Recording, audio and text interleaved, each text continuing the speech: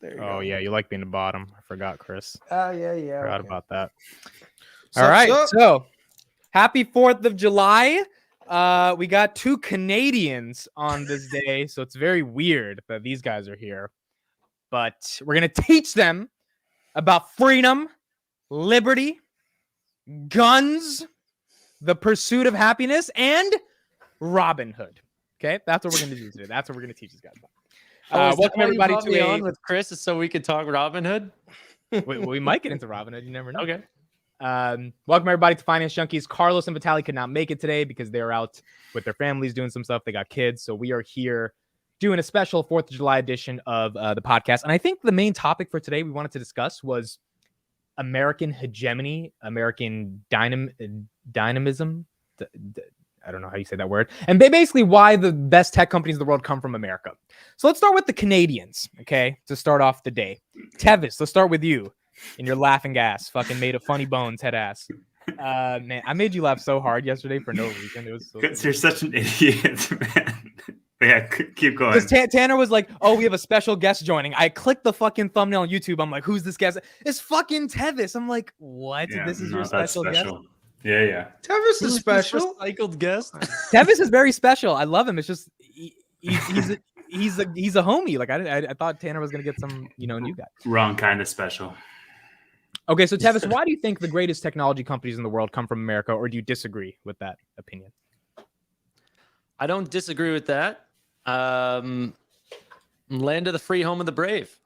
Capitalism comes first, and that builds great businesses. I saw this thing recently where they said, let's divide a country into two. Let's make one a communist country and one a capitalist country and wait 70 years and see what happens. And it was North and South Korea. And the difference of how those countries came out, I thought that was a really funny comparison. I think also like capitalism is like so deeply embedded into the US like way of life, where just like the whole like manifest destiny and how that's evolved over generations, it's become a beacon across the entire world that everybody goes to America to quote unquote make it. And if you have all of those like-minded people who share that same vision gathering in the same place, well, no shit, it's going to become the beacon of all of innovation in the world, right? And the government and everybody from businesses to merchants to public, like everybody bands together behind that capitalist ideal. They don't stifle it. Like here in Canada, they stifle it. They monopolize. In a lot of the rest of the world, they stifle that innovation, that growth. Whereas in America, it's like it's pure competition. It's pure meritocracy. And if you can do it. Everybody celebrates it as opposed to tries to shoot it down. Okay, Chris, your thoughts on Chris? First of all, thank you as well for your service. Chris is a veteran for those that don't know. So very special. Happy July 4th to you. Any reasons for why, Google, Amazon, Microsoft, Facebook, they all started in America? Any unique reason you think that happens? So I think it's a combination of two things. Like we are essentially, because we're a nation of immigrants, immigration itself is like the biggest risk that you can actually take. Think about it this way. Like, think of your dad. I can think of my dad. We come from a different area of the world. We speak a different language. We have different cuisine. We come from different ethnicity. But at some point we left and they came here, right?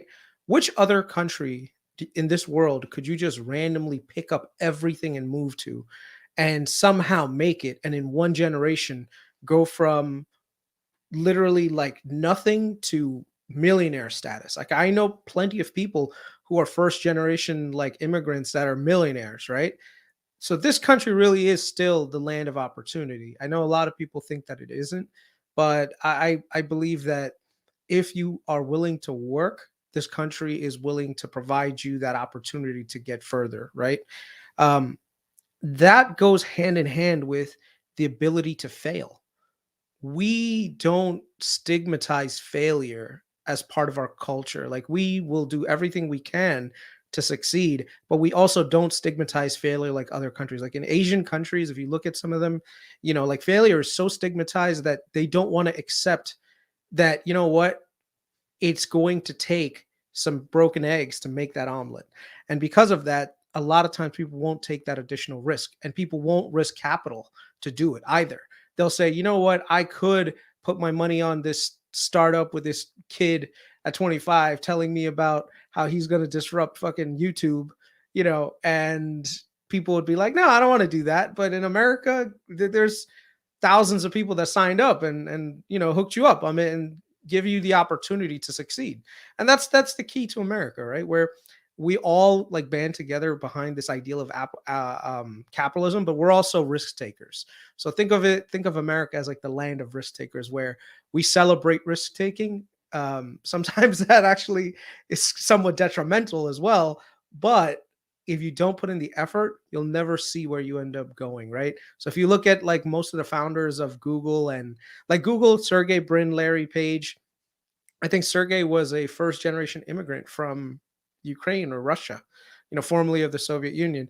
You look at Jeff Bezos. Jeff Bezos was, I think, adopted by parents from I think he was actually Lebanese or something like that. Steve Jobs, same thing. A lot of times there's a certain grit that comes with being a first generation immigrant that's just on another level. And then every so often, every generation, pays its dues and pushes their kids forward, and it ends up becoming like this never ending cycle of innovation.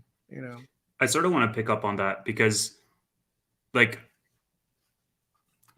there's immigration all across the world. Like I'm a first gen immigrant. Like I was born in Eastern Europe, and I came here, when I was young. I lived there half my life. My parents, didn't have anything when they came here.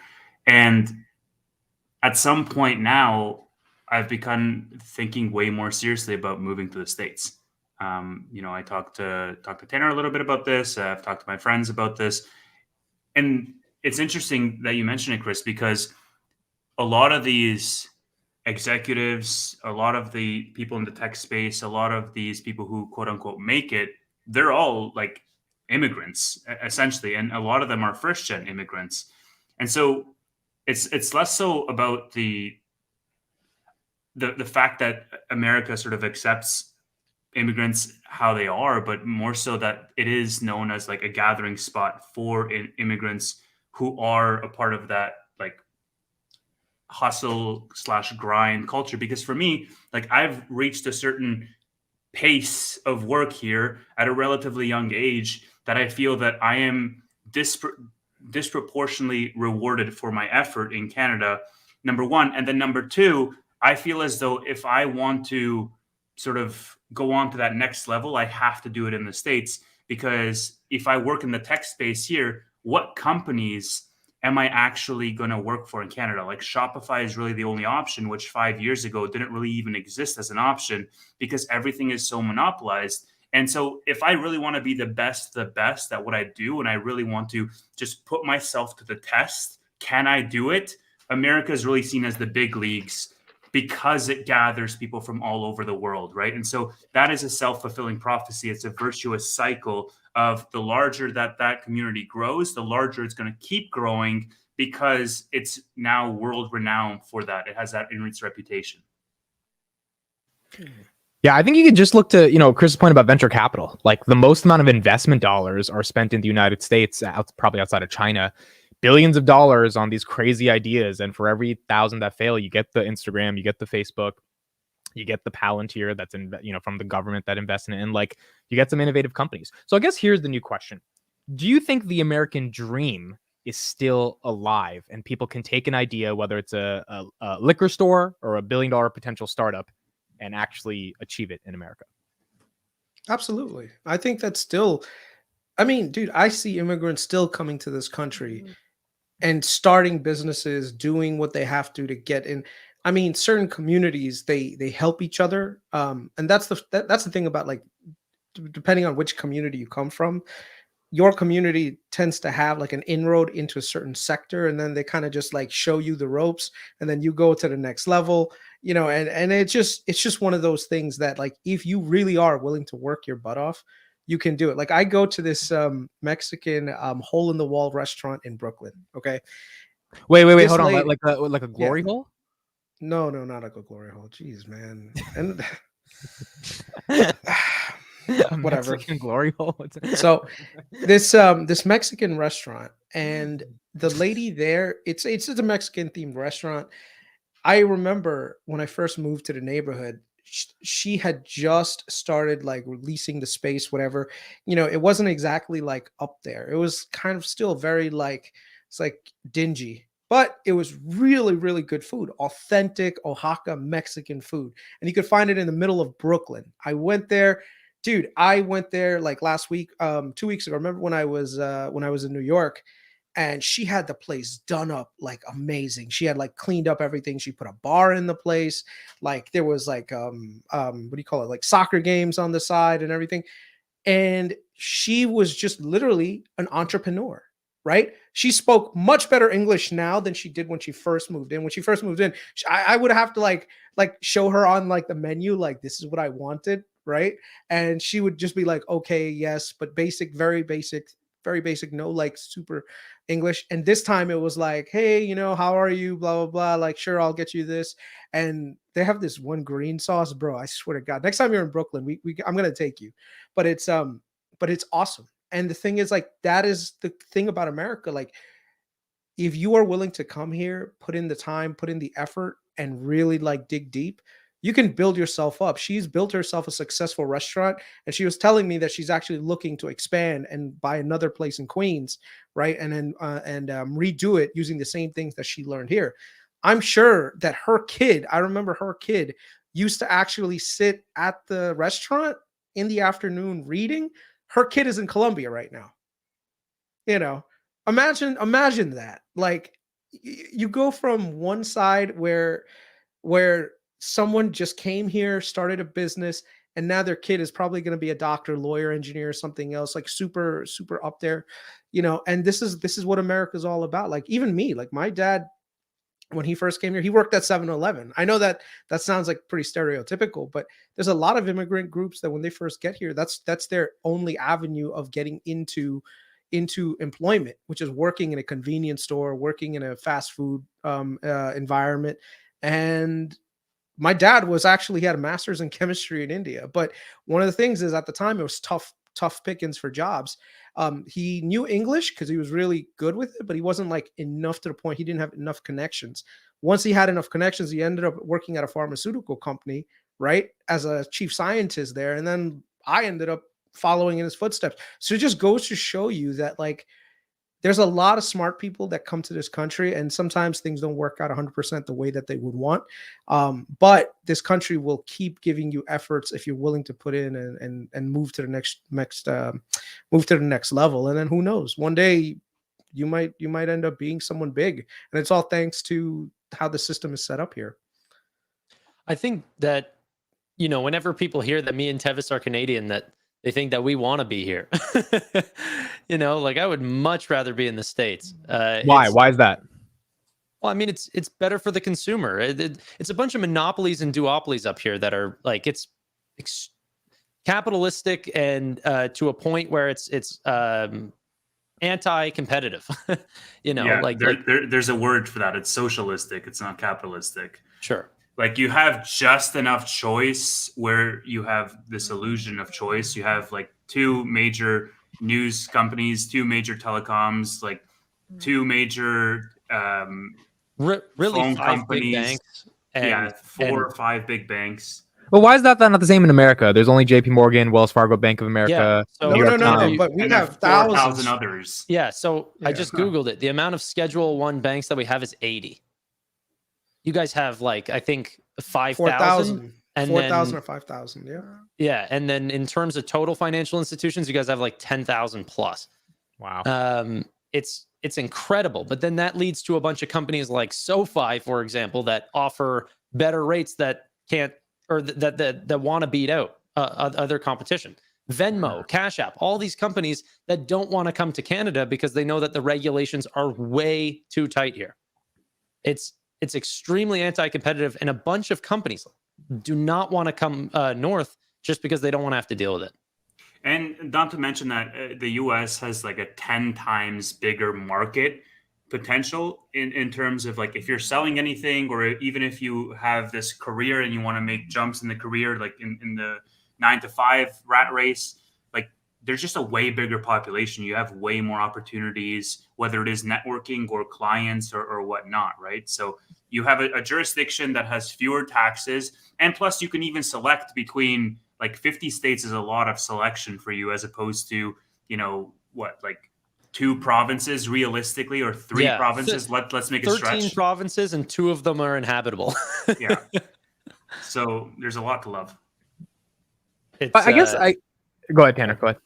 No, I was just gonna say it's extremely, that is the land of the free, home of the brave. I mean, I'm extremely jealous and love everything about America. Like it's incredible, the infrastructure that you guys have and the benefits that you get from it. I was once starting an e-commerce company and was starting with a friend of mine, and I was going to go send him a package. He lived a couple blocks away from me, and it was $15. I remember very specifically. I told Tevis the story. It was $15 to send him a package, a sweater from my house to his. But it was $11 to send him a package from my house to California. So from Ontario to California, it's halfway across the world. And yet, to go down this street was much more expensive. This is the type of infrastructure that we have. It's terrible. Yeah, it's incredibly interesting. They're no different. Sorry, go ahead. Yeah, I was gonna say my dad is a little bit similar to Chris. I mean, he had a liquor store for a while and then ended up buying a rental property, and he really came to America with same thing with my mom. My mom graduated like the Harvard of India, and when she came to America, she had to work at Walgreens because they were like, we don't give a fuck about that degree, and she had to like redo her education and all that stuff. So I guess the question is this now. I want everyone to give one answer that's hopefully a little different from the other. Why do you think America has the incentives and the structures to promote all of this good stuff? Like, why isn't Canada doing it? Why isn't France doing it? Why isn't Israel? And by the way, Israel's doing a great job, but why isn't Israel as big as well? Like, why aren't people migrating from, you call them third world nations, and saying, I want to go to Israel, I want to go to Canada? Why are they saying, I want to go to America in particular, to actually think they have this perception of, becoming rich and living the dream? So, Well, go ahead.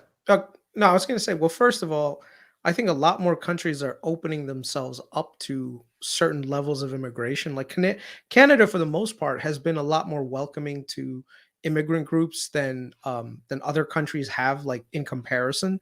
I mean, they're still not like the United States, where we are literally like, hey, come on in, to a certain degree, especially if you are educated and you have like a profession that we really need. Canada is actually pretty welcoming to people, right? So if there was a number 2 country that I could choose to go to compared to the US, it would definitely be Canada. And number 3 would probably be Great Britain. Number 4 would be probably New Zealand and Australia. And then after that, I don't know. I don't know which other country I could probably like really fit myself into. So I think to a degree, people are willing, especially if you are high skilled labor.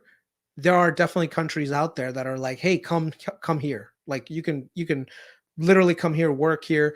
The difference though is that you will never truly feel like you're part of the culture that you do in America. Like I when I see people, I don't see like, oh, that guy's a white American, that guy's an Indian American, that guy's a black American. Like this, even though that's what a lot of times the media, and that's what I hate about the media, that they try to portray America as this like hegemonist like population. Like, no, dude, we all are American. Like when we go internationally, people still say like, oh, look at these goddamn fucking fat Americans over here, right? Regardless whether you're black, white, Chinese, whatever. Like when you're an American, people recognize you as an American, and huh?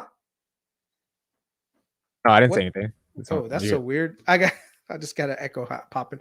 But overall, I think we are really the melting pot of the world now. But I do think that other countries are opening themselves up to like foreign immigration.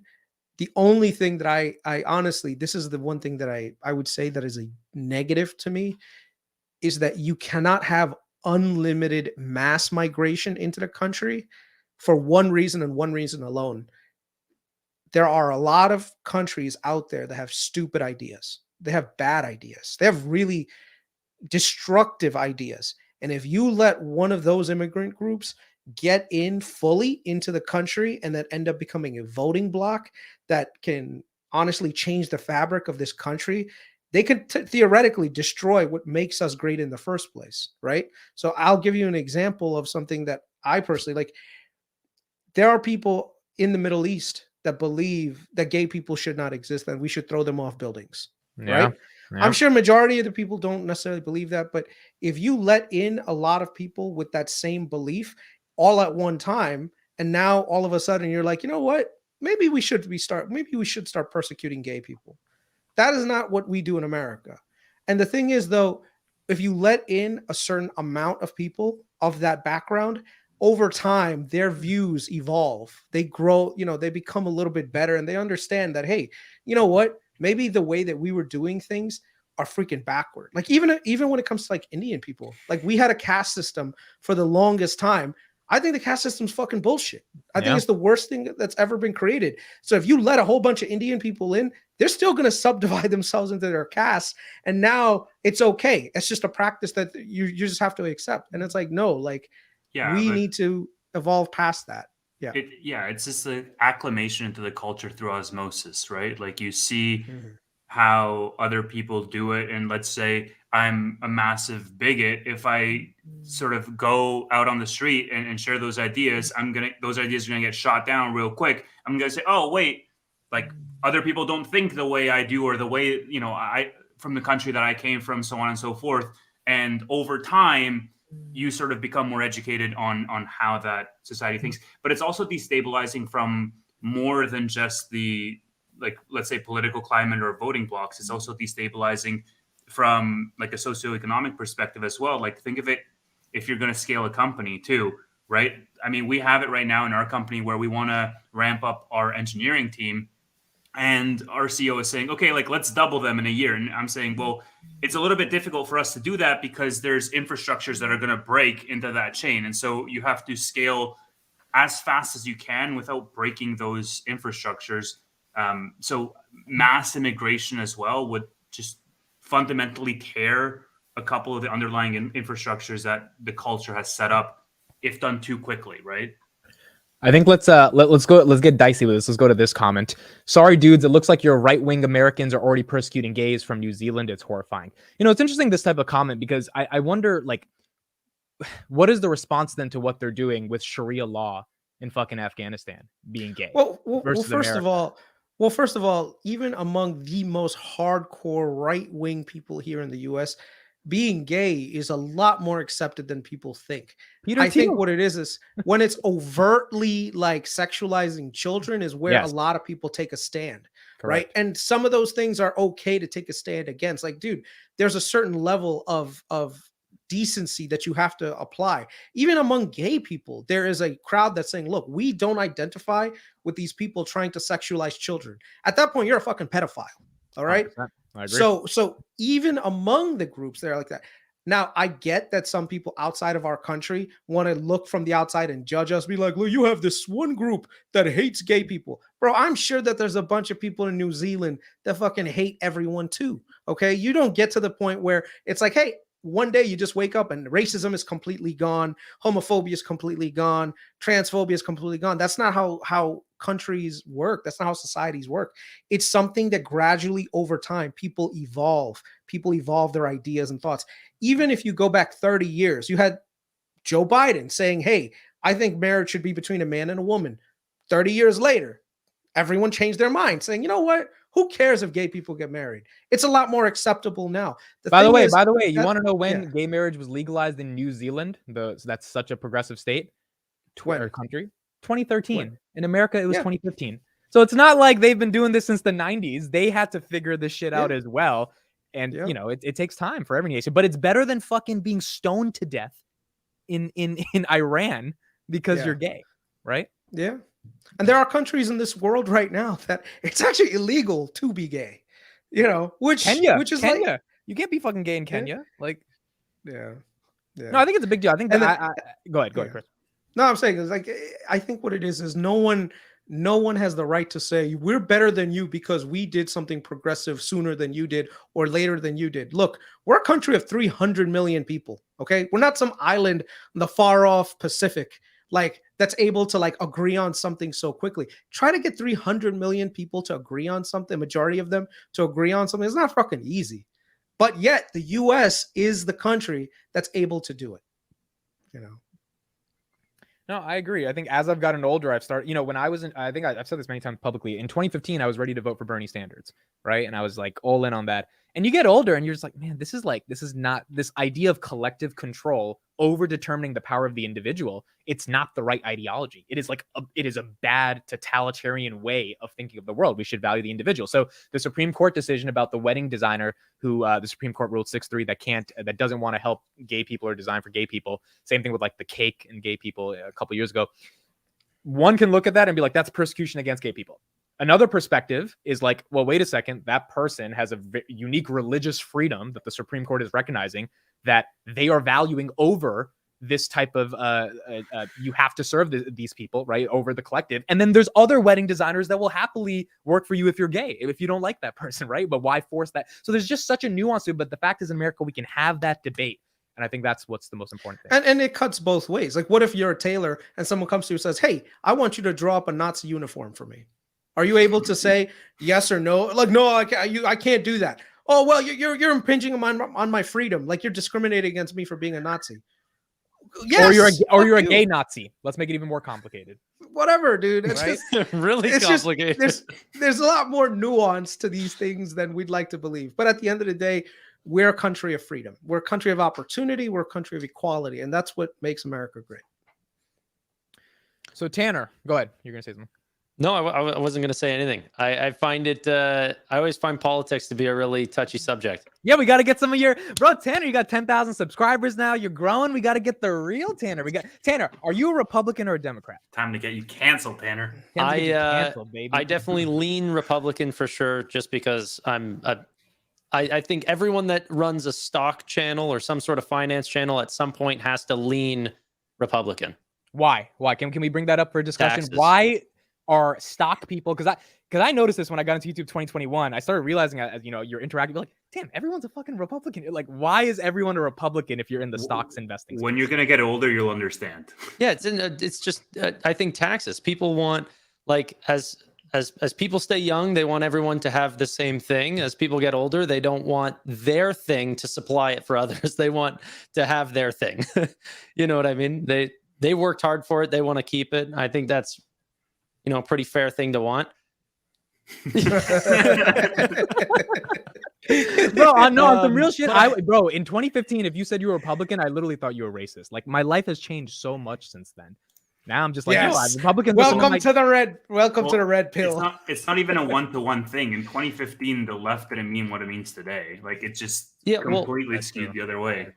But also, I think that people, like, if people hear what I have to say that about taxes or me wanting a capitalist structure, then they think that you guys know what my opinions are on gun rights and abortion and all these things. It's like, that's not me.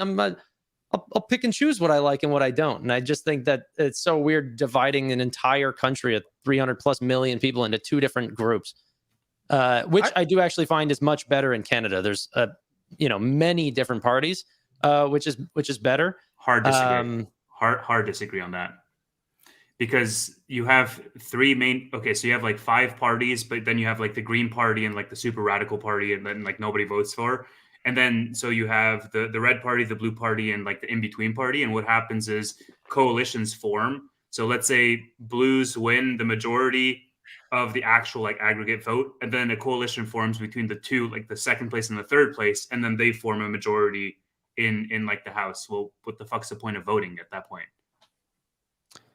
Yeah, So like, I don't know. I think the third place is always a swing for whoever's the second place to gain the majority. Is my point, which is, it makes it kind of cheapens it. Yeah, but I also think that people, like, I find people get mad whenever they were the minority vote, but then you're the minority of the country. Like, your votes do not represent the votes of the country.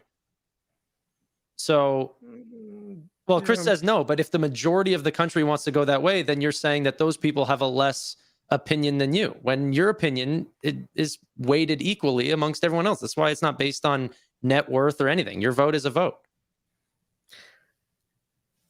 I mean, you know what, each country is going to have a different way of doing their politics. I think the parliamentary system, in my opinion, is a very weak system because there isn't enough power in the executive branch to really make a core decision independently outside of that. um, we have a system that's built. The government is built for dysfunction. Like there was, I'll play this eventually, but it's yeah, I'll go into that a little bit. I think for the most part, for me, when it comes to choosing whether to be a Democrat or a Republican, actually depends on the issue you're talking about. Because I think there are certain things that the Republicans get right, and then certain things that the Democrats get right. In terms of social policy, I think I lean more towards the Democrats because I feel like they actually do genuinely care about trying to uplift people, right?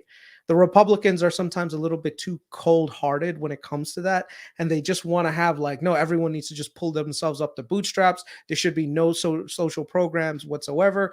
And that's something that I've evolved over time as well. Whereas the Republicans, they have a lot of common sense stuff that the Democrats just throw out the window, saying, "Oh, we don't need cops. It's fine. Crime is not an issue. Yeah, like we don't need cops." Yeah. If money didn't exist, everybody would be a Democrat essentially. But you Yeah. know, it does exist. You know, taxes, the budget, all of these things exist, and so pragmatism sort of shines through. I'll give you guys a anecdote about something that happened to me that made me change my view on something that's actually pretty held sacredly by Democrats, and that's the concept of universal health care, right? Um, you know, in my early 20s, I was a firm believer that we should not have universal health care. We should just have, you know, people pay insurance, people pay into it, and if you get sick, that's on you for not taking the right steps, and you should end up taking the hit for it.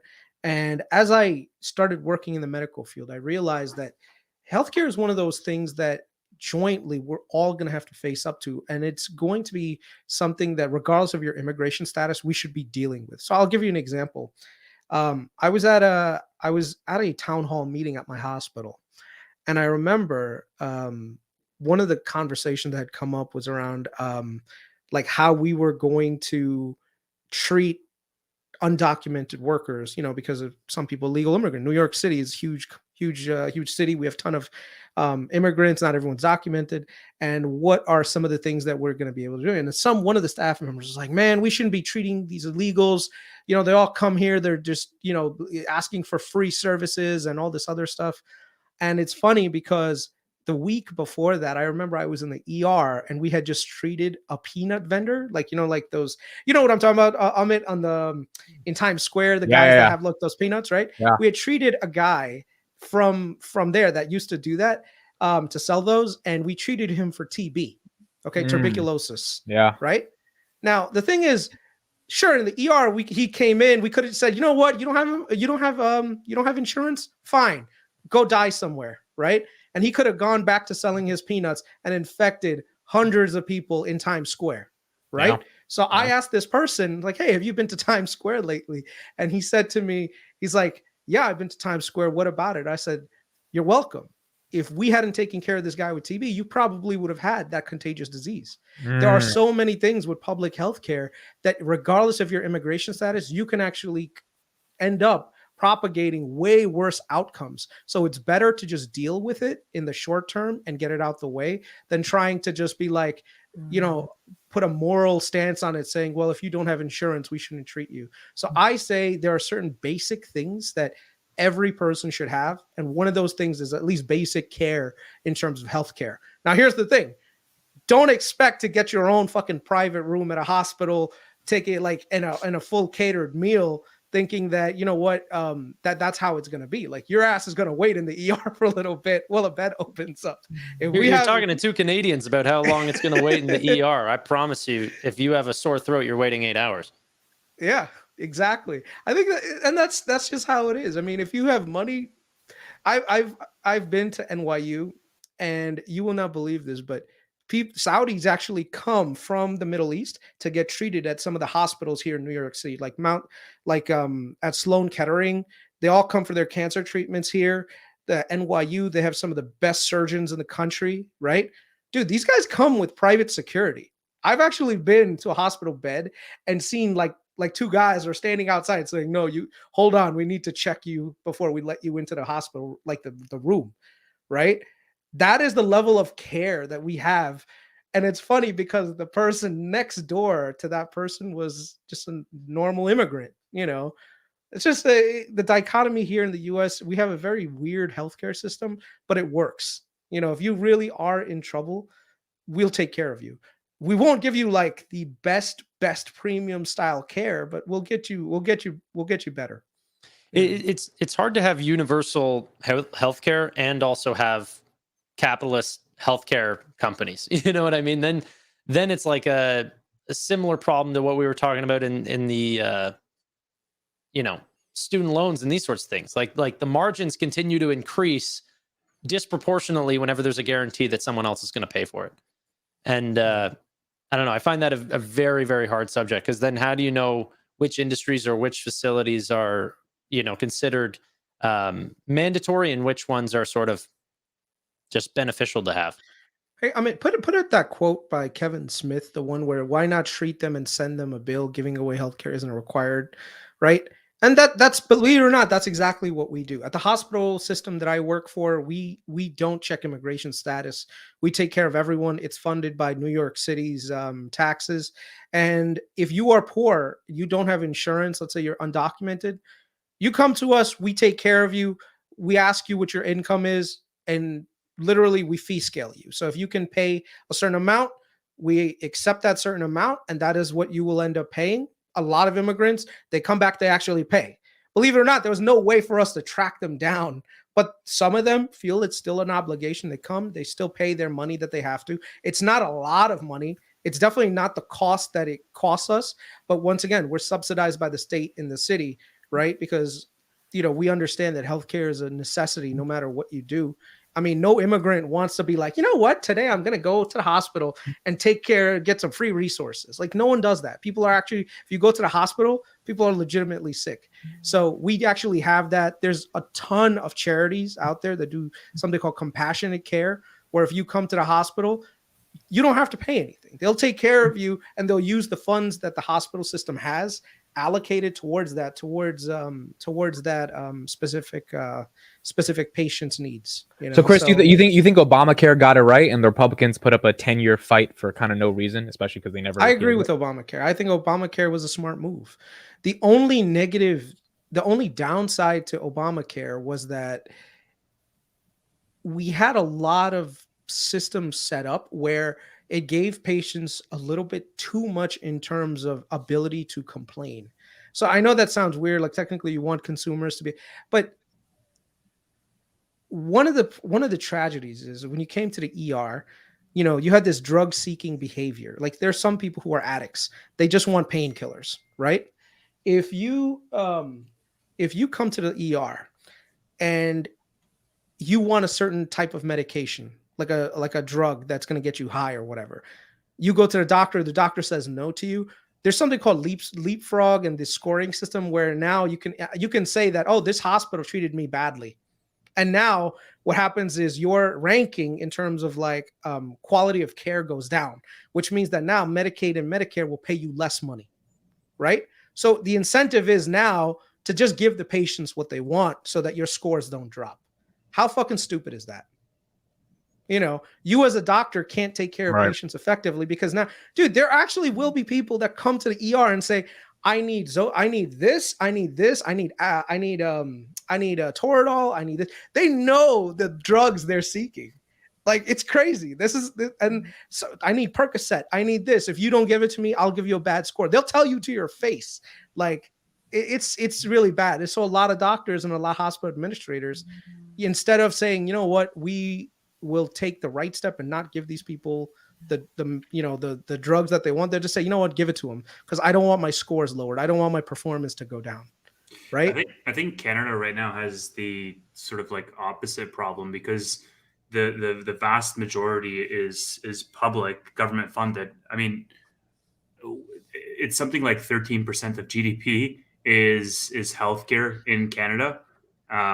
I sort of wish there were more privatized options, because right now people they want to take advantage of the system that's free, and if they have just a mild headache, they'll go into the ER and just wait there for 7 hours and just congest the entire system up. Where if I had an actual, like, if I broke my arm and I don't want to wait for 12 hours in the ER, and I actually want to pay to go to like a private doctor, if I have the means to do that, I should have the option to explore that, number one. And then number two, if there is something that's more mild that I can just knock off immediately, like, that will decongest the entire system as a whole. I feel like if people have that choice to go to a privatized solution as opposed to just the public government funded one where they're going to be waiting for a long time. It's funny. One of the things that's really bad about our system is how we do medical billing and coding. Like, I had a relative visit a few months ago, and he hurt his wrist in an unfortunate, like, little accident. So we went to the ER here. They literally just looked at it, said you just need a splint, whatever, and it's done. It's not like it's something expensive, whatever. Dude, we got a bill for, I think, almost like $2,000 or $3,000. Like, my wife got it, and then there was even more than that, saying, oh, they did surgery on this, and it was all falsified bills. Like, it was just stupid shit, because whoever did the coding on it fucked up the coding, and literally it took us like months to resolve it. I don't even know if my wife was able to resolve it yet, but it's just one of those things that's just like, yeah, I mean, I don't know. I think we should move on from this topic, because not every system is perfect. Let's talk about stocks. How about that, guys? Yeah, agree. Hey, let's do this. We got about 20-25 minutes left. I'm gonna put the StreamYard in the chat. If anyone wants to ask our Canadian brothers a question. Well, real quick, I wanted to ask Chris some questions, because I haven't had Chris on the channel. So can I tie in something? I want to ask you a couple stock questions, if you, because kind of ties into what we were talking about. I haven't heard your opinion on Palantir at these valuations. Amit and I had a conversation recently. I sold out of my Palantir. I think you did as well. Actually, I don't even think you had shares. Anyway, when would you buy into Palantir, and what do you look for on that stock? I'd be interested to know. I sold out at, like, I think I have to double check what time, but I bought it around the 9s after earnings, and then I ended up selling again when it was like 14, 15. I think the market is overvalued, and a lot of companies in the space are a little bit overvalued in the short term. Some people should not follow my steps and just hold for the end of time. Like, if they really believe in the company, I saw better opportunity with my capital in other locations that are more undervalued than Palantir. I think overall right now there is an AI software craze, and a lot of companies are getting valuations that don't necessarily deserve them. And I'm not just talking about Snowflake. I'm talking about other companies in the space as well that have gotten extra premiums that make no sense whatsoever. So even though it feels like FOMO sometimes to see Palantir up a few points here and there, I know in my gut that we're in a exceptionally overvalued market, and the last thing you want to do is buy an overvalued company in an overvalued market. I would rather buy an undervalued company in an overvalued market, which means that if the market corrects and goes down, that undervalued company won't go down as much, but that overvalued company with an overvalued market will go down precipitously, and it'll present more of a buying opportunity. Amit, could you put up Bitcoin Man's latest comment? What do you think about that, Chris? I think PayPal is undervalued. I think for the level of adoption that they have, the track record that they have in performing, the growth, the TAM that they still have. I mean, granted, there's competition out there, but they have avenues of expansion that they can still pull. They're gap profitable. They don't have any necessity for raising capital at this time. They're actually doing share buybacks. The only thing that worries me is at the leadership level, because, they already are looking at a new CEO. Traditionally, I like to see who the CEO is before investing in a company, because the CEOs tend to set the standard as to what the company is going to do in the future. The last thing you want to do is invest in a company. They hire a bozo at the top who fucking destroys the business model, and then you end up losing all your money, right? So right now with PayPal, even though the valuation looks really juicy, I'm more on the lines of, hey, I will wait until they have a new CEO. I know the pedigree of the CEO. I want to see who it is. And after that, I'll make a judgment call on where I want to be. But I do think that PayPal, if you're willing to risk the question, if you're not concerned about the CEO and you just think the company is going to do overall,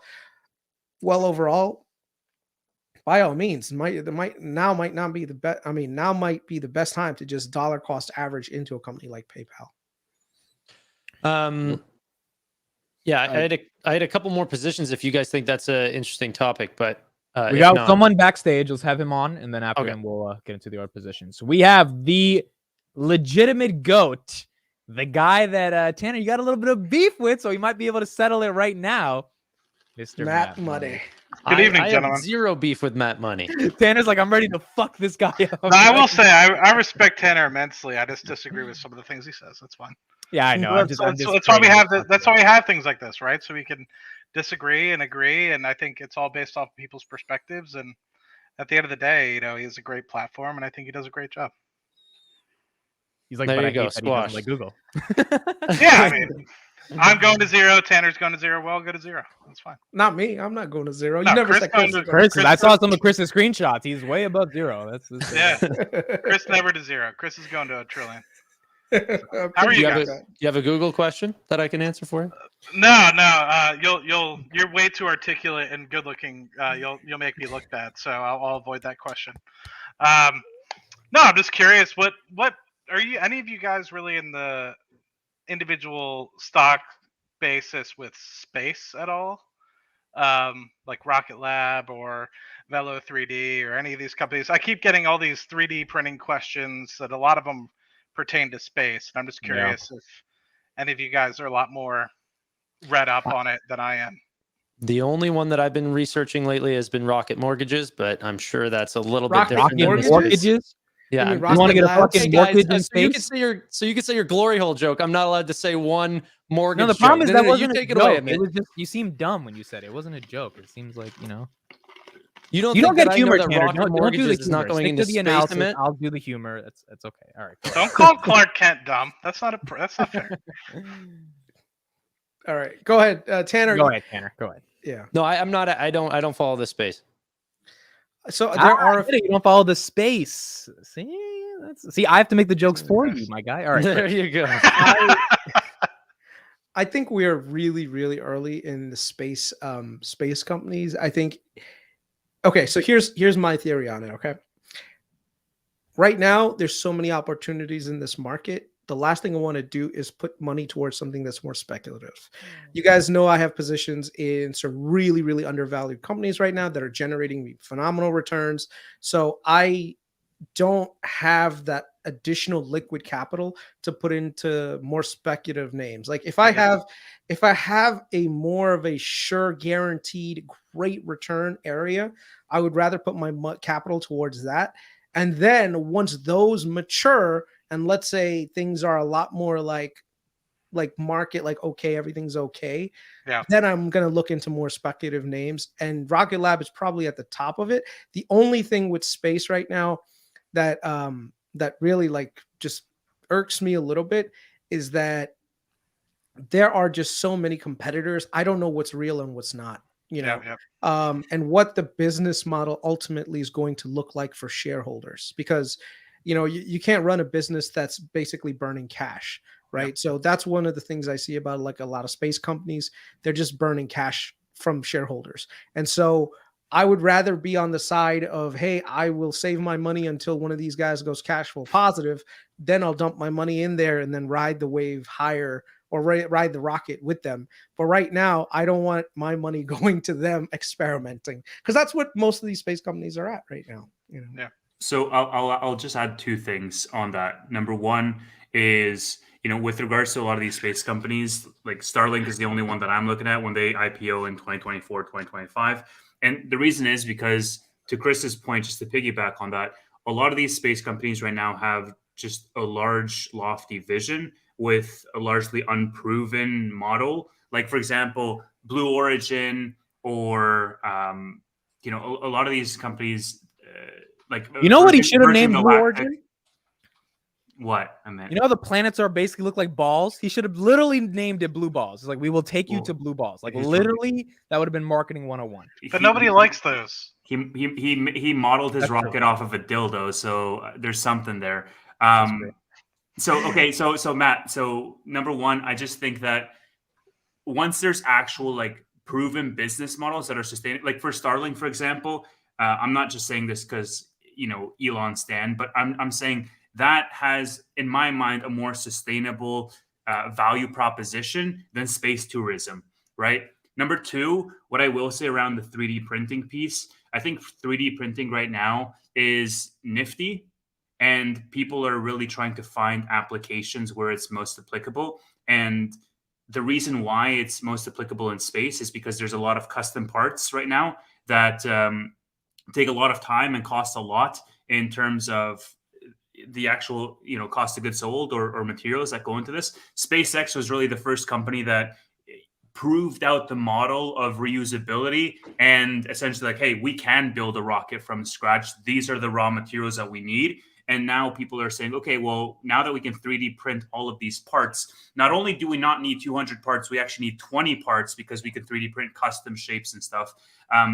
We can actually lower the materials costs that go into these rockets. But again, I think Chris nailed it to say that the space is still very much in its infancy, and like you have to wait to see how that plays out. Because 3D printing, while it might be really, while the consensus might be right now that it's going to be used primarily in space companies, we might actually find that the actual real application, 3 years down the line, 4 years down the line, is the healthcare space, is the logistics, space, is construction companies, is whatever. We're just trying to find use cases, I feel like, for 3D printing specifically. Once we can get into organic 3D printing, then a whole world opens up for you. Okay, I want to talk about something fun now because the space stuff was cool, whatever, that was fine. But Matt, you're on the live, Tanner's on the live. Let's have the discussion. We got 15 minutes left.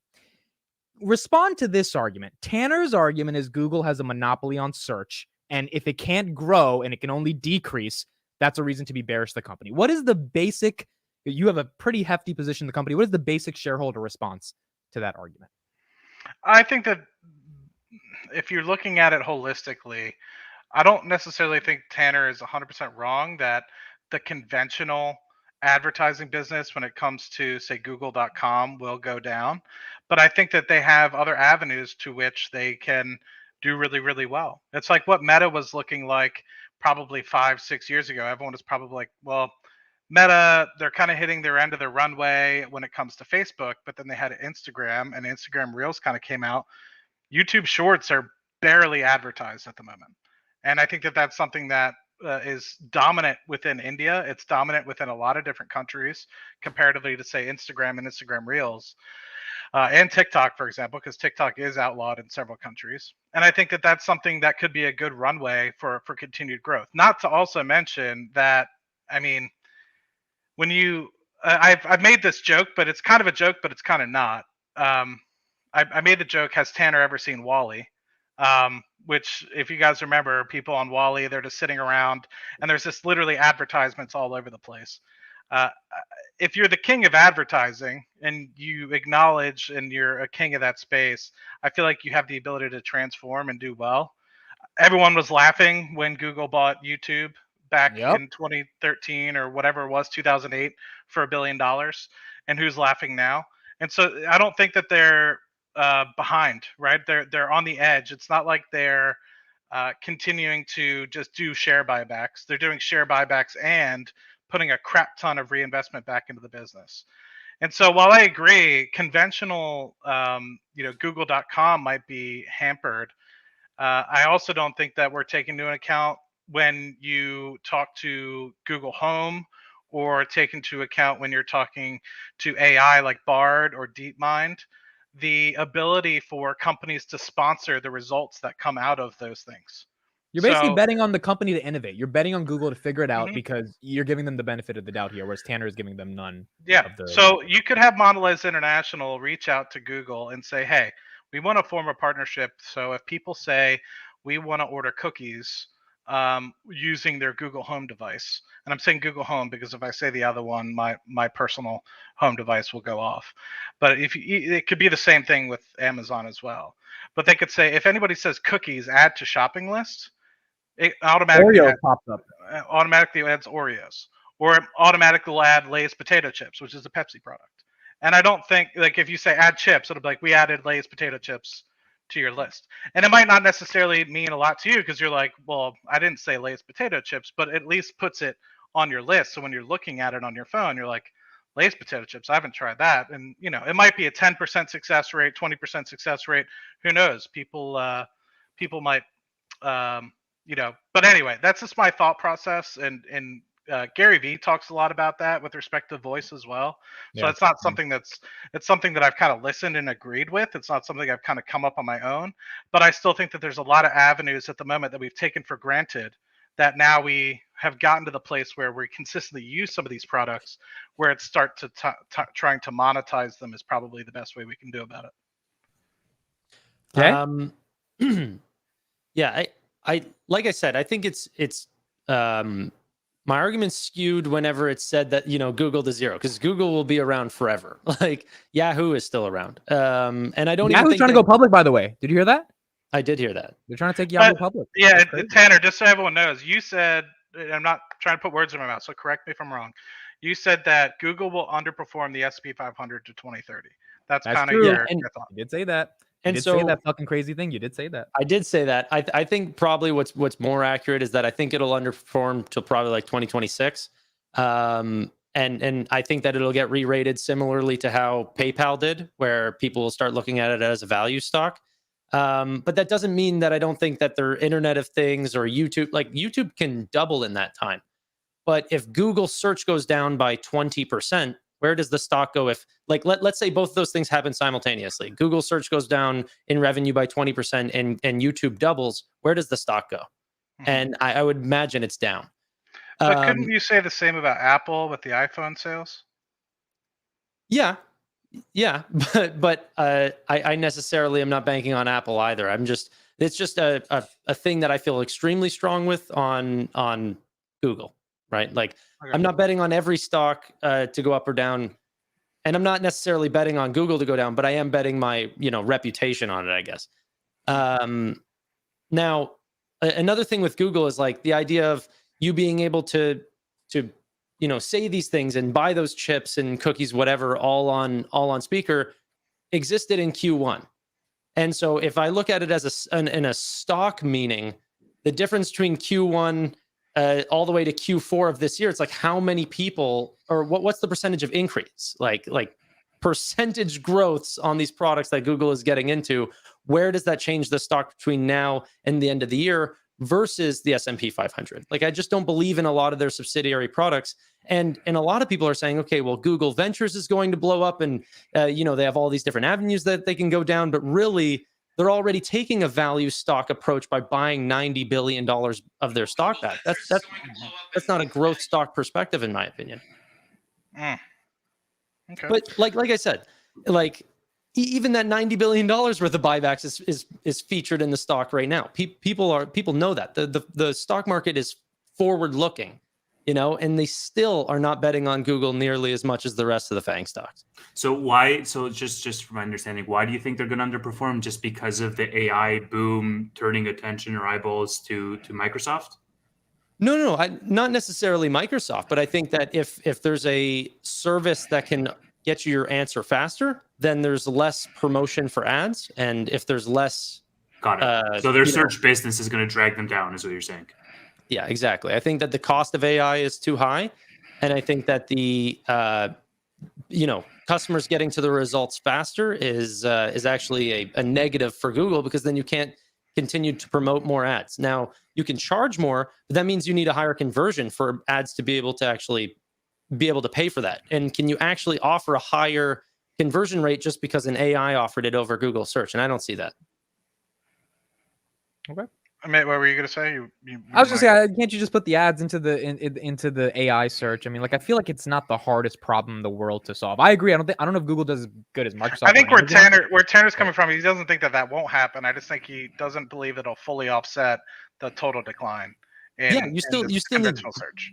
exactly. You need it to produce more ads. You need it to continue to grow.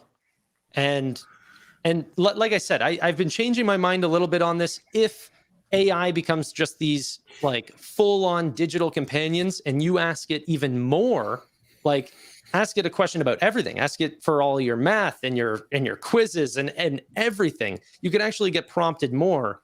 But who's going to be the winner there? Like, I'm not sure. It's just, and the thing is like with what Chris said, it's like, you have to be banking on this stock more than other picks in the market, right? Or more than the S&P 500. So I'm not even saying that this stock is going to go down by, 50%. I just don't believe it as much as the rest of all these amazing companies that have large total addressable markets and taking market share. And now there's one that's at risk of losing market share. And that's similarly to what happened with PayPal. And you're seeing this sort of fear in the markets. And that happened with Meta too. But then you buy those after the crashes, and then they become great value picks, right?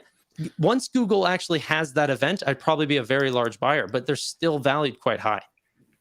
It's interesting, just in the context, and maybe to steer this conversation a little bit. So if I can phrase it in one sentence, Google is the winner of the current paradigm of we search, ads go to the top, so on and so forth, and Google wins from ad revenue. If the entire market moves to prompt-based, Google is going to be the biggest loser because we're moving to a different paradigm.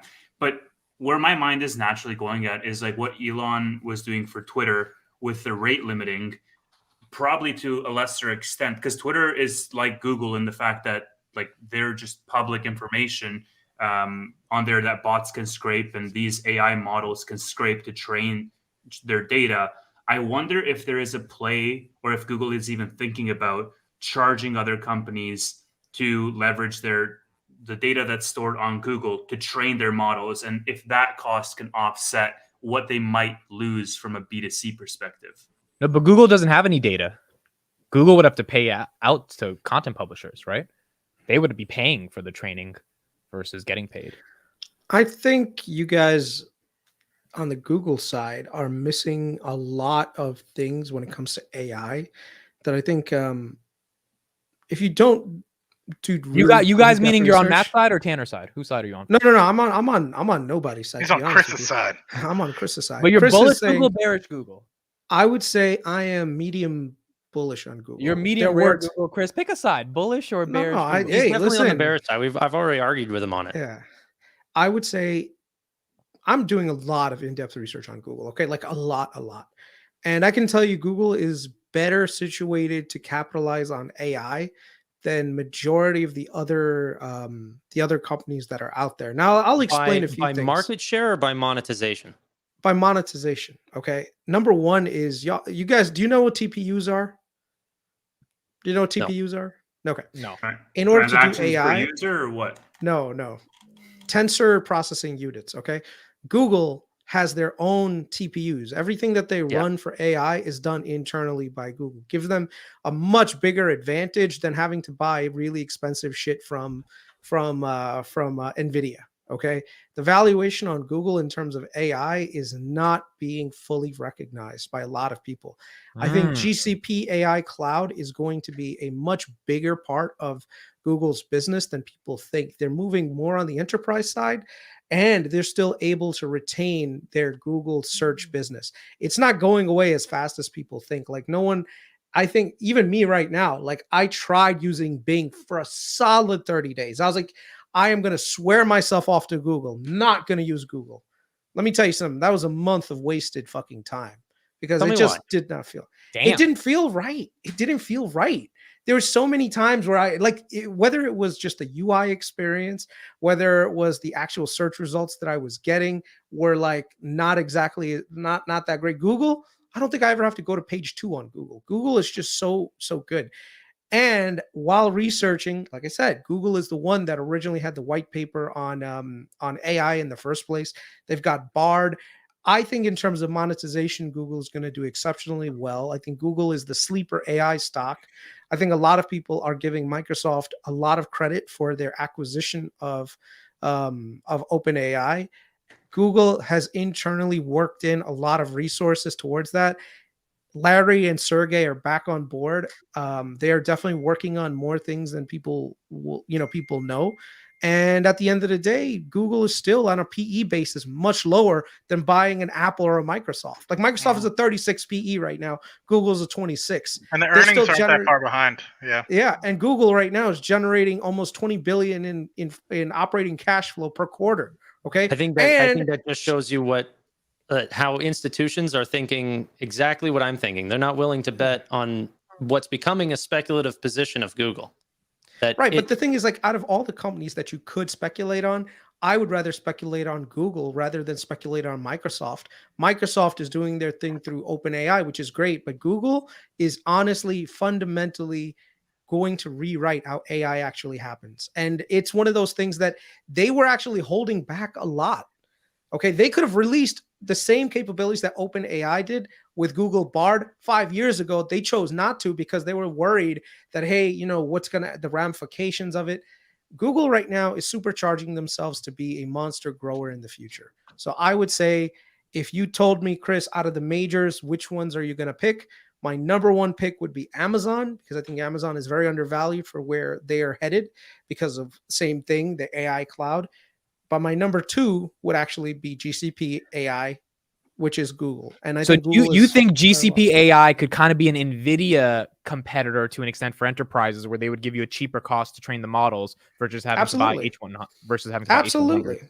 Absolutely. They could just, like I said, contract Google GCP to do it instead of having to build out their own infrastructure and buy a whole bunch of H100s and A100s from NVIDIA, which are $45,000 a pop on the black market right now, 30,000, which you can't even fucking find these GPUs. Like, people are really underestimating how hard it is to get an AI GPU right now. Google has internally worked everything themselves. Like I said, I would take a step back. I do a lot of research on Google TPUs and Google AI Cloud.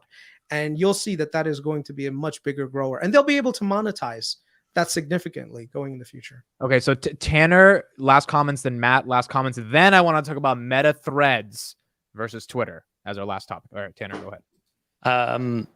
No, I mean, like I said, I think there's just a difference in my opinion between stock and company. Google's a very important company.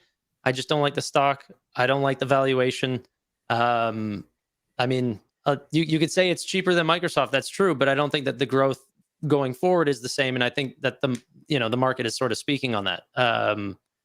And then in terms of, Google Cloud Platform or any of these other things, like, they just make up such a small percentage of the company. If you actually look at all the biggest companies, including Amazon, none of them are nearly as concentrated as Google. They're all extremely diversified.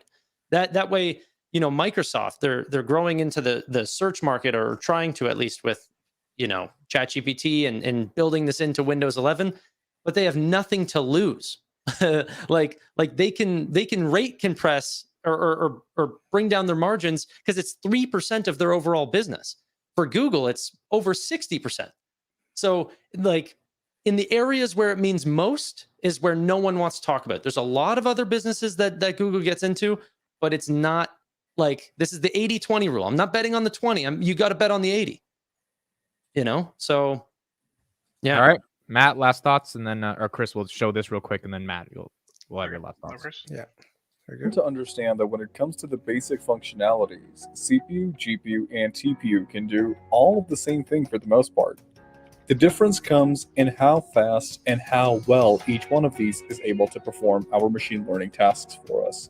The CPU is the general purpose processor that we all know and love today, based on the von Neumann architecture that is found in every computer. It has great flexibility, which means that it can be used with many applications. But when you're dealing with CPUs, the hardware of a CPU doesn't know the next calculation until it reads the instructions.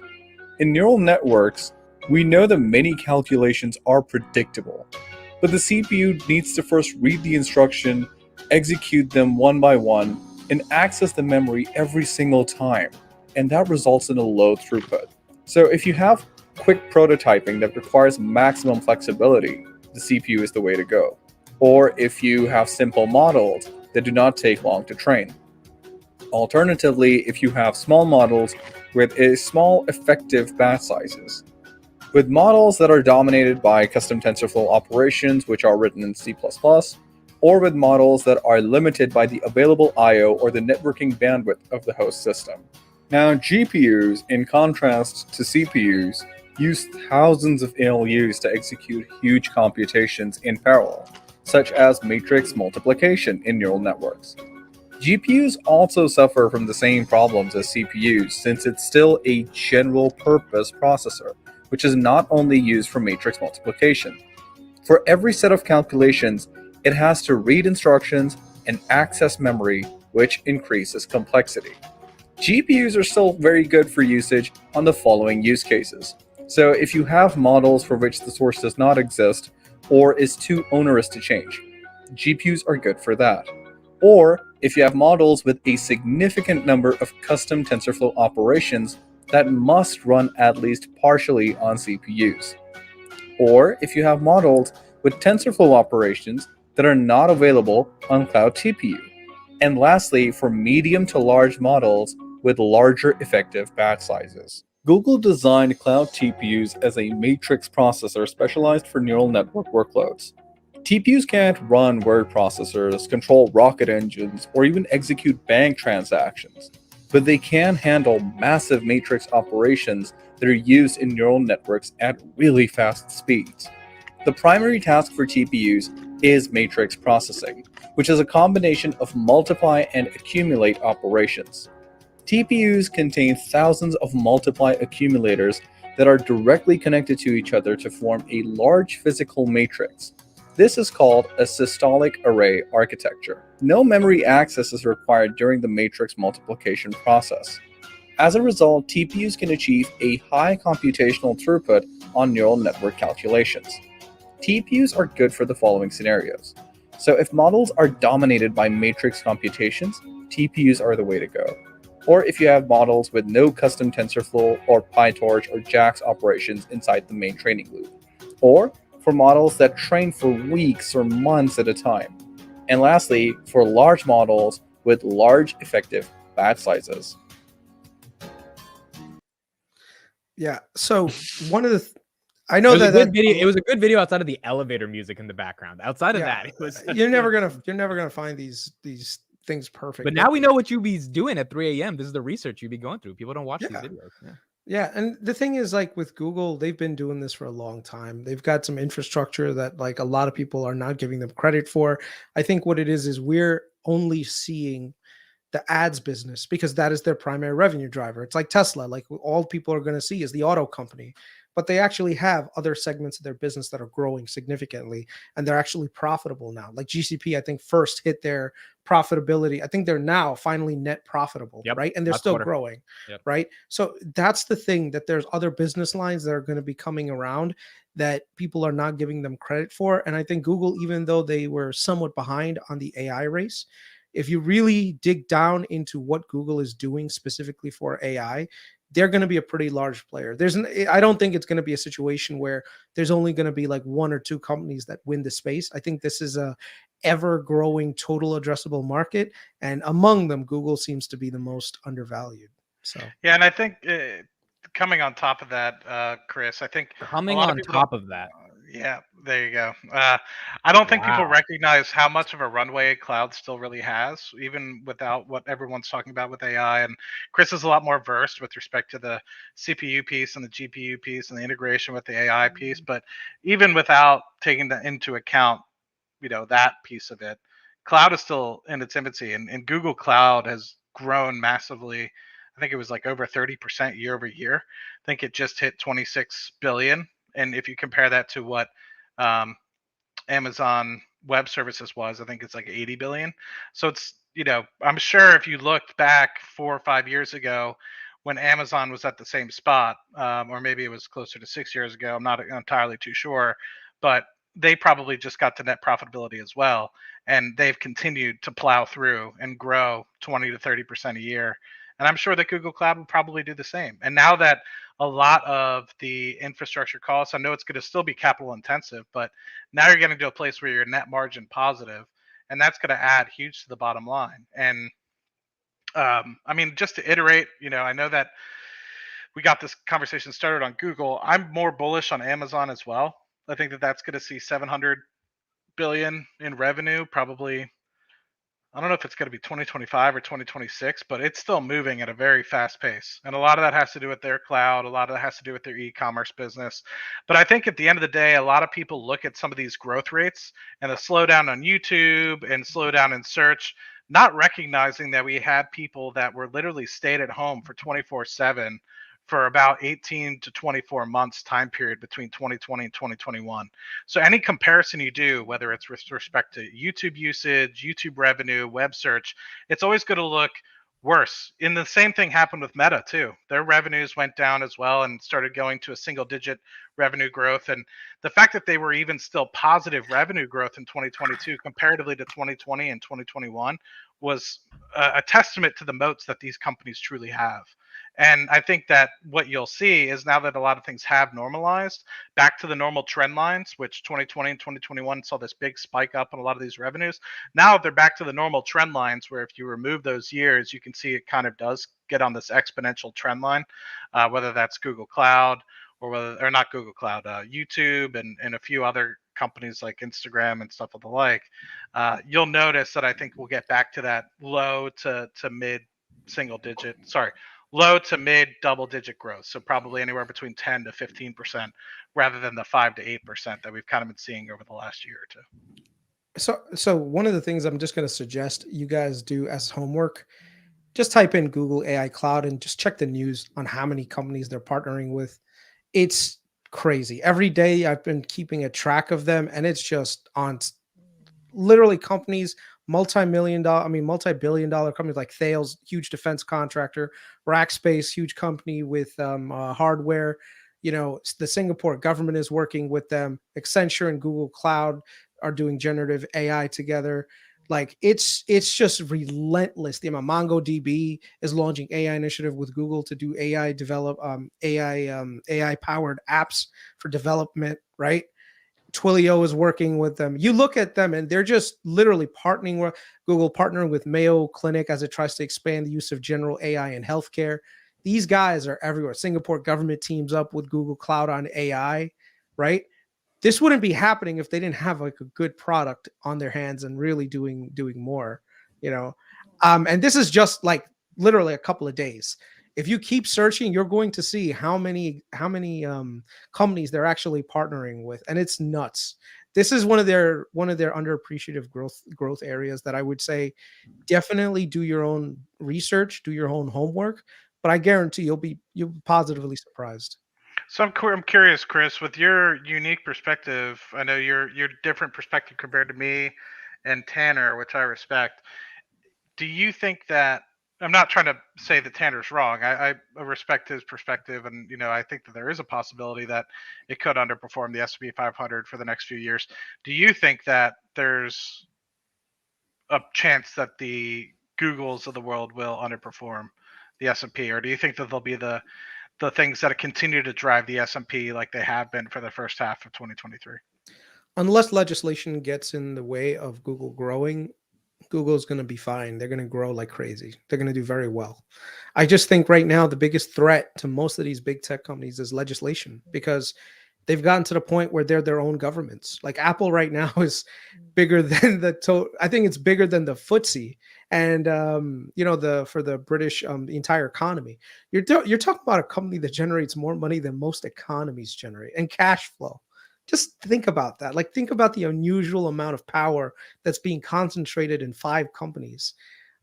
One of my biggest fears is that the government eventually comes in and says, look, we can't have a situation where this one company has more power than we do. The last thing politicians want is to compete against another form of government. Right now, Apple, Google, Microsoft, they're de facto countries, technically speaking, if you think about it. But you think that that's why they try to play so nicely with the certain sides of government?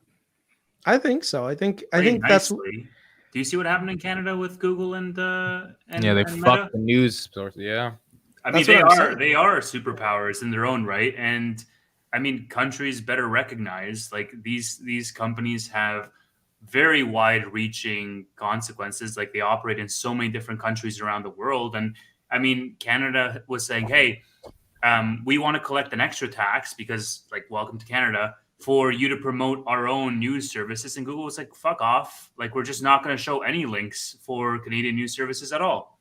And now everybody, like the majority of people, are criticizing the government for passing that stupid policy instead of criticizing Google for cutting off service to this country. So my point is that there is something to be said about that dynamic, about who has that perceived leverage that Google can say, you know what, like that's enough out of you. We're going to turn you off. All right, we spent a lot of time on Google. We got to move on to this one. This is a big topic. I was actually really interested to talk about this today. Meta is launching Threads on July 6th, which is their Twitter competitor. It hooks up with your Instagram. They have 1.9 billion users on Instagram, so they're basically going to introduce this app to 1.9 billion users from the start. Twitter, by comparison, only has 450 million users. And the concept is to run a social media text-based product sanely, is the quote that some of the Meta employees have been talking about.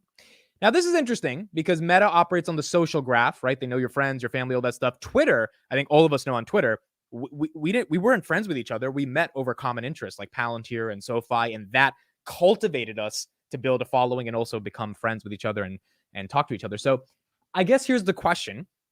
Do you think, let's start off with you, Tevis, first, then we'll go to Tanner, Meta will be successful at really monetizing this product at a scale bigger than Twitter, and that there's enough people in the world that care enough about communicating in a text-based medium, because I think that's been the reason why Twitter can never succeed. There's just not that much of a user base to actually use this product, adopt it, and try to make it a next big thing.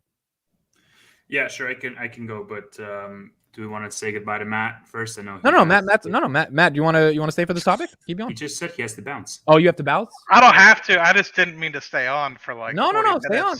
Okay. I didn't want to overstay my welcome. I'm like, it just crashed the party. Sorry, Tevis. No, all right. So here's the thing. There's a couple of different things to pick up on.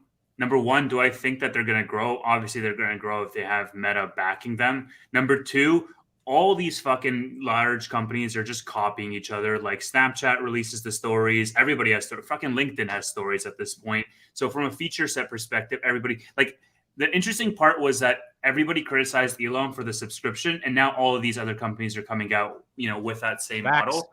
Facts. So that's number one. Number two is, do I think that they're going to grow faster than Twitter? No. And the reason why is because Twitter is already established as that town square, let's say, to the point where, like, I see Threads to a larger degree, but pretty much in the same bucket in my mind as I see Rumble, in terms of, like, they are an alternative. I don't know how distant of a second or third pick they're going to be as an alternative.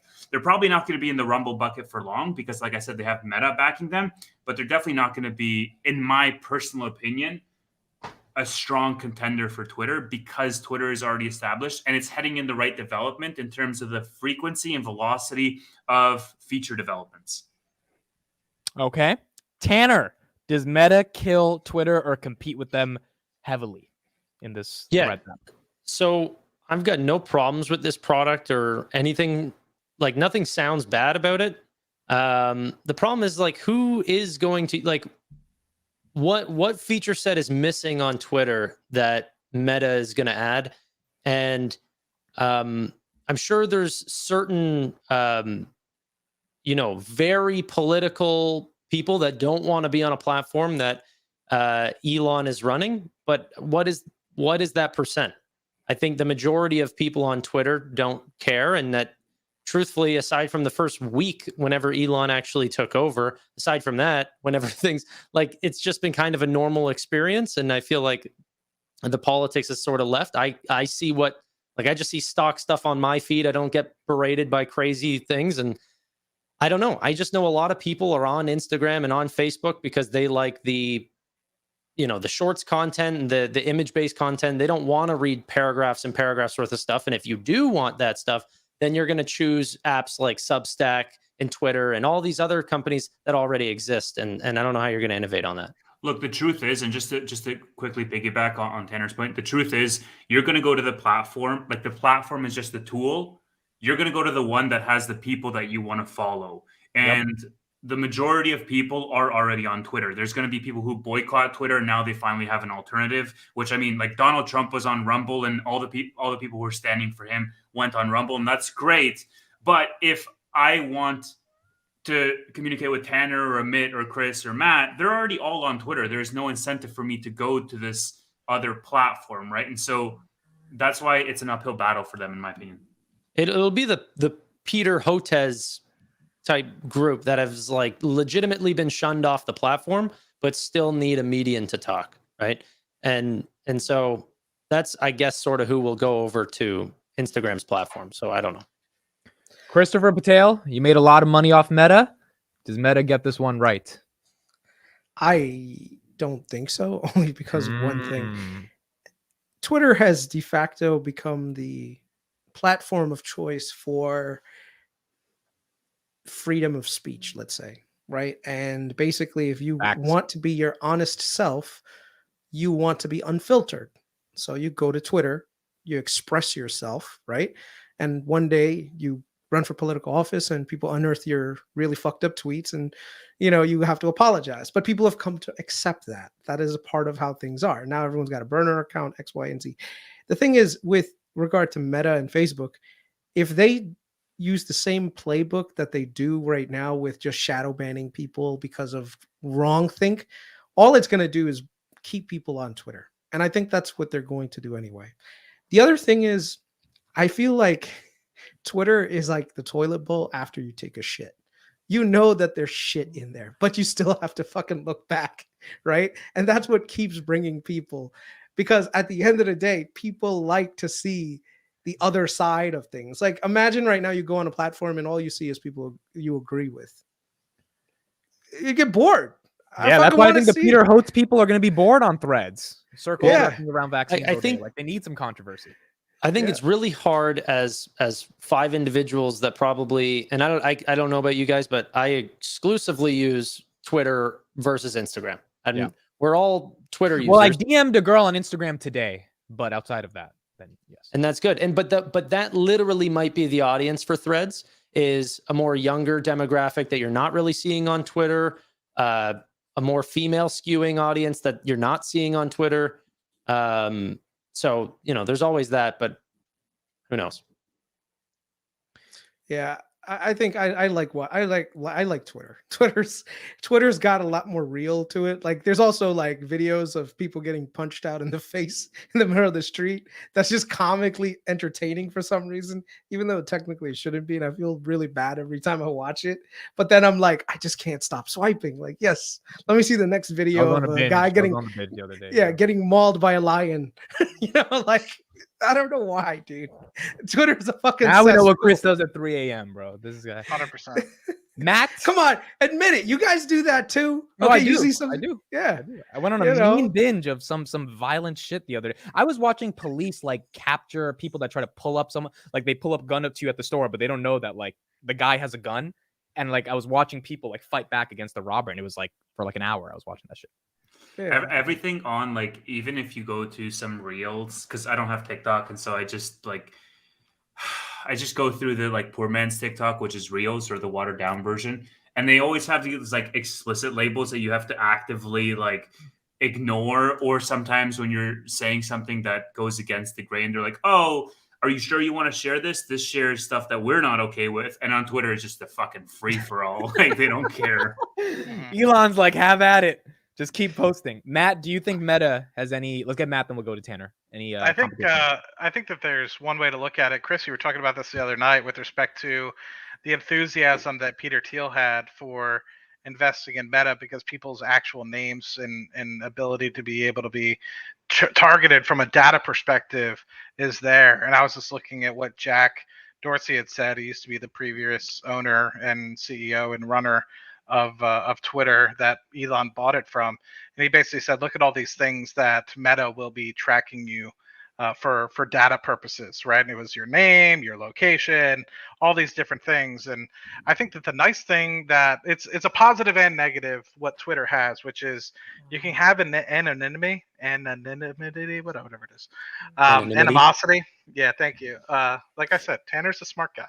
I'm telling you. So you have an animosity piece that Twitter has, so you can have the parody accounts, which makes things fun. You can have, and not to say you can't do that on Threads, but I feel like it's going to be a lot less than what you might be able to do.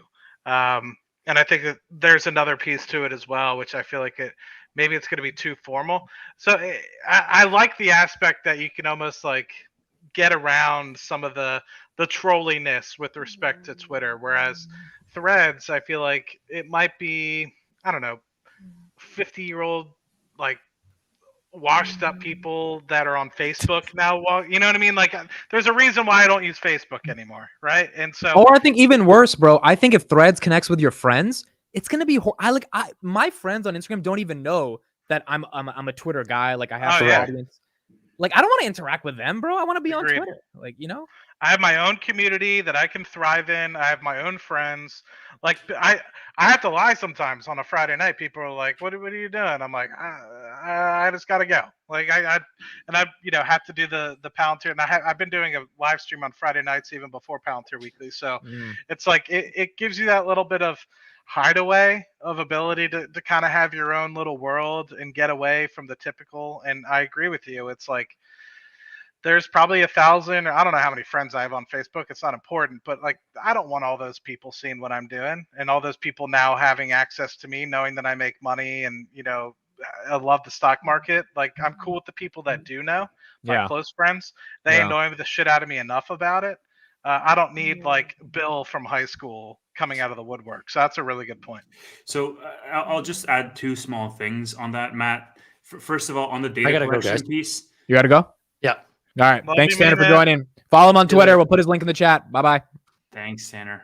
On the data collection piece, I'm sure Twitter collects just as much data. They just have that different perception where Meta is just like, creeping your data and they can see everything you do. Like Apple collects all of your data, but their entire company mantra and sort of value proposition is like, hey, we're here for your privacy. And people feel more secure about that. So the perception around that parent company, I think, matters as well, even though on a one-to-one basis in terms of what they collect about you, it might be the same for Threads as it is for Twitter. So that's number one. Number two is like the people that I can see moving onto Threads are the people that feel that something is missing from Twitter.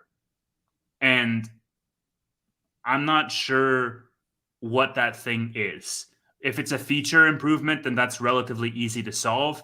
If it's something that, I mean, to Chris's point, if it is the fact that Twitter is like a free-for-all in terms of you can post anything, say anything, do anything, within legal bounds, that is just as much a positive for a group of people as it is a negative for another group of people, right? That sort of uninhibited flexibility.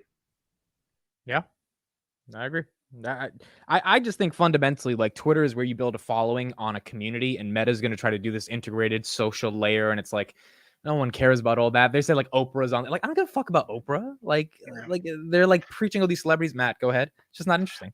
I was just gonna say, I think you saw a big push when Truth Social came out. The people were trying to get in line, and it kind of just fell flat on its face, right? Like it never took off, and maybe it's still too young, right? It's only been a year that it's really been around. So, but I'm sure just knowing how Meta works, there's probably going to be a lot of push, like you said, from people like Oprah and a few other celebrities that are going to get on it, and it might get a little bit of traction. But I'm with you, Tevis. I don't see, other than the few people that when Elon was buying Twitter that were like, I'm quitting Twitter, but magically they're still on it, right? Like other than those people, moving over and trying to start a little club on there, I don't really foresee it taking off unless you have just as much of the rambunctiousness and the secret sauce that Twitter kind of had. And I think that the fact that the one thing that for me personally, why Twitter was kind of bad actor and things that kind of made me upset about it was the secrecy behind it, the Twitter files that have now been kind of released, kind of explaining a lot of that sort of stuff. That was really the only thing that made me feel dirty about using Twitter. And I just don't want that sort of thing to happen at any company, one, but I know it does. And then two, I feel like that will probably be something that happens over at Facebook, because we saw what happened during the election timeframes, and even during the pandemic timeframes. The same sort of things that was happening at Twitter was happening at Facebook. So whether or not that's going to be something that continues is, I don't know. All right. Chris, any last thoughts on Twitter, Zucks, Elon, Mark, anything? Well, that's pretty much it. No, man, this is like playing out like how the titans of industry were fighting each other back in the early 1900s. If you go back into American history, like Vanderbilt, Vanderbilt, J.P. Morgan, these guys, they all were like mega wealthy people, just having like a pretty much like a showdown of sorts, and that's what we're seeing right now. The only thing is, in terms of legislation, I wonder where we end up. Like, where will there be legislation to break up big tech? Because at some point, where do countries and governments draw the line in letting an individual company become too powerful? You guys ever play Resident Evil? No, I've heard of it though. Resident Evil, like the company Umbrella Corporation. Sometimes I feel like one of these companies is going to turn into the fucking next Umbrella. My money is on Apple. Apple is just says, give us control over your mind at this point. Okay, but just last, you don't think from a share price perspective, if Meta can monetize this and they can get this to $500 million, maybe $1 billion in revenue like they did with Reels, you don't think that's like bullish for them, or you just think it doesn't have a chance to get there? I mean, because they're gonna put a shit ton of ads in it, right? Without seeing the platform itself, I can't judge. Like, I don't know. It's gonna depend on how efficient the UI is. Like, is it intuitive as Twitter is, right? Will my people that I follow, will they end up on there? Will world leaders end up on there? It's all going to depend on who ends up on Twitter, because that's the thing with platform. It's not the software that makes it, it's the people who join it, right? That's the total value that you get. The fact that, like, I sent out a tweet and Anthony Noto replied to it, kind of a big deal, right? Yeah. With this Facebook thing, if Anthony Noto's not on there and I send something, I never get that engagement, then I don't know. So it all depends on what who ends up joining it. And I wonder if Meta is going to pay people to join it. Might not be a bad idea. Facebook, so I used to do a little bit of advertising, social media advertising, and Facebook Watch for a while in like 2020 and 2021 was actually something I would try to utilize to do advertising on. And I got to the point where there's so little organic traffic on Facebook Watch that it wasn't even worth trying to do it. It all became sort of big companies and people that were already established. There were people and stars that had kind of come through, and a few people that were kind of like the big stars, like YouTube and whatnot. But it's not like YouTube. Like, I feel like if you go on YouTube and you post consistently, you'll eventually get picked up in the algorithm. Facebook Watch is not like that. Yeah. You either have to know how to get there, or you're just not going to get the views. They were paying Jada Pinkett Smith to talk about how she cheated on Will for content. Yeah, basically. So it's like, is it going to be the same, right? And my thought process is like, probably, unless there's some sort of organic algorithm, and that's how I found, like, exactly what Chris was talking about. There was a beautiful algorithm that Twitter has, even though it might have been skewed and had a bunch of different like trigger words that you would have to kind of blanket things out. You would still be able to meet people. That's how I met you, Amit. That's how I met Chris. That's how I, eventually met Tevis through all of Twitter, right? And if you think about it, it's like, I don't know if you're going to have that same impact that you will. Maybe you'll have the ability to search through ticker symbols, or maybe you won't. I don't know. But if it ends up like Facebook Watch, it'll probably get a little bit of attraction, and then eventually it'll probably just be for those that have extremely large networks already connected to them, and will be for the big pages that already are established, and not for the everyday person. And then, in my opinion, it's kind of useless. That's fair. That's very fair. All right. I think that's it for this special July 4th edition of Finance Junkies. Matt, we didn't get your thoughts on Independence Day. Let's have you close it out. Thank you for joining us. Tevis for joining us. What does July 4th mean to you? And then we'll end out the stream. Well, I was waking up this morning actually, and it's funny that you asked me this question. It's just like I feel just extremely lucky that I have people that were in my family, people like Chris, that are fortunate to have fought for our freedoms. And do I think that sometimes the United States takes it a little bit too far, trying to be world police? Yes, but at the end of the day, I still believe that if you put your work boots on and you truly try to make a name for yourself, you have the ability to excel. You have the ability to come from nothing and be able to build yourself up into something that is greater than yourself. And I just feel extremely privileged and for not having to have fought for the freedom. It's been something that's been handed down to me, and I feel very fortunate and lucky. And to be honest, I kind of felt pretty bad this morning, just recognizing how much blood, sweat, and tears have been shed on our land and other lands to be able to make sure that that freedom continues. And I think that, all honesty, there's some great things that go on in this country, some bad things that go on in this country. I'm not a fan of the United States American education system. I think that kind of hinders a lot of the entrepreneurial spirit of America these days.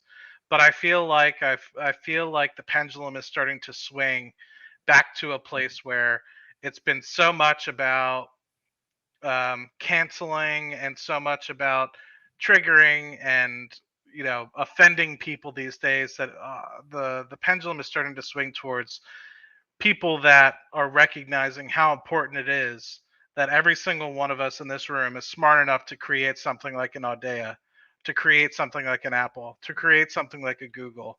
And there is no other country on earth to date that has had the opportunity like this, maybe since the likes of Rome, maybe since the likes of the Egyptian previous generations in that respect, the Mayan colonies, things that will live in infamy, positively or negatively. But I think at this point, it's something that is to date a huge success story that even if it might be on the rocks, it still works. And people like you guys are continuing to come, and I see it too as well.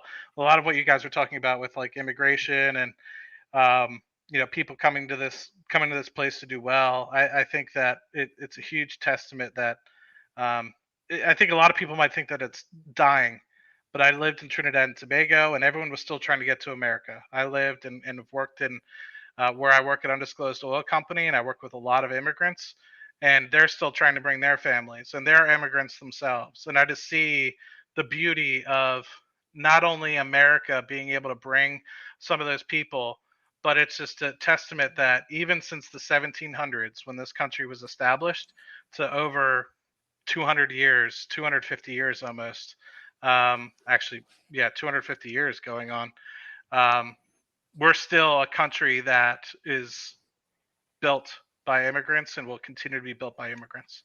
Sundar Pichai is a great example. Satya Nadella, great example. People that are continuing to lead this country into great places. And I think that you're not going to see the end of that, hopefully, anytime soon. Well said. Yeah, there's just one clip that I want to show from Billions. And I think this is what I would epitomize capitalism to be like in the US. It's a really good clip. Hold on a second. Kind enough to seat me the mic for this morning's lesson. And I'm here to give you a little bit about what the school has been holding back from you. The goddamn truth about Darwin, scarcity, and the world you actually live in. It's not the warm, swaddled place your headmaster and your parents have told you about. It's populated by people like me who will tear you apart. Nature didn't select me. I selected myself by harnessing my nature. My son wasn't pulling a prank. He was trying to earn. And if he broke the school's code, it's because the code is wrong. Asked him to go against the DNA, which is telling each of you to be greedy. Yes, be hungry, subjugate and conquer. Because that's who we are. That's what we are. Capitalism harnesses that better than any other economic model on earth. Everything we have is because of capitalism. Because someone had an incentive to get up off his ass, to out-invent, to out-earn, yes, and to subjugate others. Less capable, less intelligent, less ambitious, less lucky, to make those capitalistic dreams come true. You know what I'm talking about, Headmaster Kessel. The dirty secret you may not want to hear, but you fucking love the result. As will you, soon enough. I think that is the epitome of American capitalism. That is literally the textbook definition of what capitalism really is. It's this hunger to fucking just go out there and just dominate, you know, no matter what we say, what we do. And that drive is what makes America what it is today. Just that fucking energy to go and conquer, you know. What other countries are just like, yeah, it's all right. We'll do it tomorrow. The US and everyone in the US, nah, bro, we're gonna take over. I love it. Yeah. That was great. Y'all are getting me hyped. Have you guys Yep. watched Billions? I haven't seen it yet. You guys watch Dude, it? new season's gonna be awesome, dude. I left when the main character left. Like when they replaced him, I didn't even know he was back. Is he back? Yeah, Bobby Axelrod. The next season, Bobby is gonna come back. Like it's gonna be the last season, but he's gonna be back next season. Okay. Yeah. Luke says, I will make a Twitter account tonight. All right. When you make your Twitter account, come back to this video. We'll have everyone's links, including Matt's, in the description, even though they've been in the chat this whole time. So make sure you follow us there. And yeah, thank you, everybody. July 4th special. Hopefully you enjoyed it with your family. If you're going out to fireworks, then that's great. If not, then thank you for joining and spending your time with us. And we'll see you again tomorrow night on Finance Junkies. Thanks, all. Later. Good night, everybody. Have a good one.